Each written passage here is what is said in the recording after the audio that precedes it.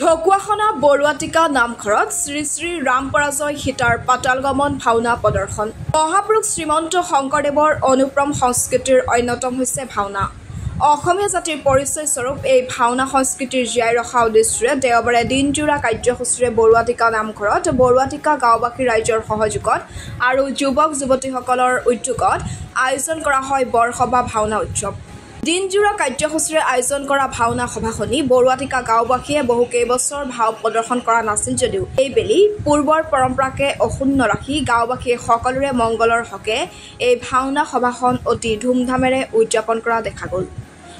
মাজোৰা অনুশীলনৰ অন্তত যুৱক যুৱতীসকলে সন্ধিয়ালৈ বৰুৱাটিকা নামঘৰত মাজুলীৰ সত্যেন দত্ত, ঢকুৱাখনাৰ যুৱ সংবাদকৰ্মী প্ৰতাপ দত্ত আৰু সংগীসকলৰ দ্বাৰা পৰিচালিত শ্ৰী শ্ৰী ৰামপৰাজয় সীতাৰ পাতালগমন ভাওনা প্ৰদৰ্শনৰ পাছতে সফলতাৰে সামৰণি পৰে ভাওনা সভাখন।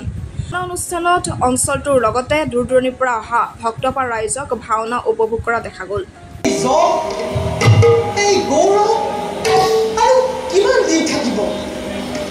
দাদা সঘনে কিয় কঁপি উঠে মোৰ মন নাজানো মই ইয়াৰ কাৰণ। কোনোবাই যেন আমি কৰোগৈ বিশ্ব বল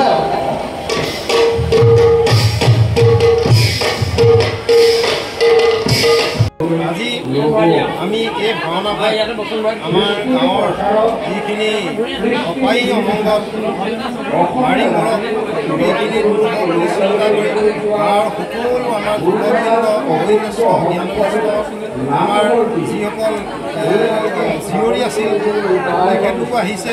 তাৰ কাৰণে আমি যথেষ্ট উপকৃত হৈছোঁ আৰু আমি মনত যি ভাবি এই ভাওনাভাগ আগবঢ়াবলৈ লৈছোঁ ৰাম পৰাজয় সীতা পাতালগমন এই ভাওনা ভাগৰ জৰিয়তে আমাৰ গাঁওখনৰ এটা সন্মান বৃদ্ধিৰ লগতে গাঁৱৰ যিখিনি অপায় মংগল বা যিখিনি অপায় অমংগল সেইখিনি দূৰ কৰাৰ বাবে দূৰ কৰাৰ চিন্তা চৰ্চাৰে আমি আজি এই ভাওনা ভাগ নিষাদ প্ৰতিষ্ঠান তম গম শাশ্বতী জয়ত অংশ মিথুন দেৱকম অৱধিহি ৰাম। আপুনি কি ভাৱত অভিনয় কৰিছে? মই এতিয়া বৰ্তমান বাল্মীকি ভাৱত অভিনয় কৰিছোঁ। গুৰুজনাৰ অমৃতোপম সৃষ্টি এই ভাওনা প্ৰচাৰ কৰাৰ কাৰণে আমি যিমানখিনি পাৰোঁ চেষ্টা চলাই আহিছোঁ আৰু আজি এখন আমি নতুন সমাজ ঢকুৱাখনাই বৰুৱাটিকা গাঁৱত যিহেতু বহু বছৰ এই ভাওনা সংস্কৃতি লুপ্ত হৈ আছিলে আজি আমি এই সমাজৰ লগত জড়িত হৈ এই বৰুৱাটিকাবাসী ৰাইজক তথা যুৱ প্ৰজন্মক আমি আগুৱাই নিয়াৰ চেষ্টাৰে মাজুলীৰ পৰা আহি আমাৰ শিষ্যসকলৰ লগতে আমি একত্ৰিত হৈ গুৰুজনাৰ অমৃতোপম সৃষ্টি ভাওনা সংস্কৃতি আমি প্ৰশিক্ষণ দিয়াই আজি আমি অন্তিম মুহূৰ্ত এই ভাওনা কাৰ্যসূচীত আমি উপনীত হৈছোঁহি আৰু ভগৱন্তৰ ওচৰত আমি প্ৰাৰ্থনা জনাইছোঁ যাতে সকলোৰে অভিনয় সুন্দৰ হওক আৰু আমাৰ ভাওনা সংস্কৃতি জীয়াই থাকক। গুৰুজনাৰ অমৃতোপম সৃষ্টি ভাওনা সুদূৰ প্ৰসাৰী হৈ ৰওক তাকে কামনা কৰিছোঁ। আপুনি আৰু মাজুলীৰ পৰা আহি এই ঢকুৱাখনাত আজি আমি ভাওনা প্ৰচাৰ প্ৰসাৰৰ বাবে যিখিনি পাৰোঁ আমি চেষ্টা চলাই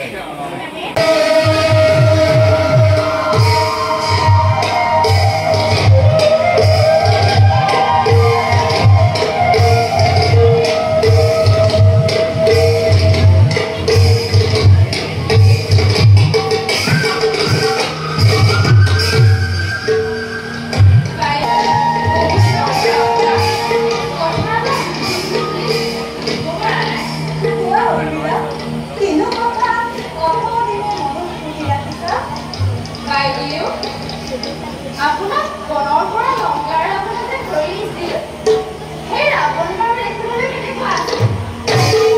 ৰাৱণে আৰু আপোনাক ক'ত ৰাখিছিল বাইদেউ? তোমালোকে এনে এটি কথা সুধিব বুলি মই সকলোতো ভবা নাছিলো। সেই ল'ৰা ছোৱালী যে মোক ইমান কষ্ট দিলে মই তাক কাহানিও পাহৰিব নোৱাৰো।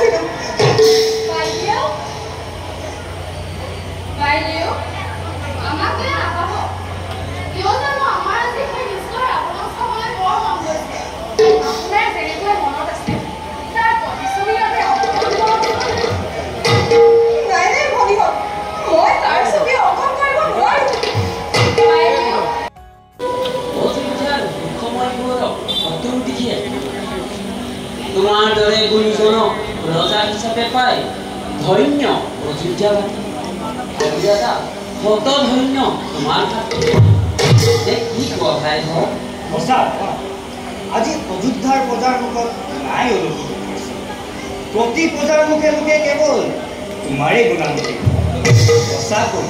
সঁচাকৈ গৌৰৱিত আমি তোমাৰ ভাতৃ লক্ষ্মণ ভাই লক্ষ্মণ দাদা কি হ'ল তোমাৰ দাদা ভয় হয় হয় এই যশ এই গৌৰৱ আৰু কিমান দিন থাকিব দাদা সঘনে কিয় কঁপি উঠে মোৰ মন নাজানো মই ইয়াৰ কাৰণ কোনোবাই যেন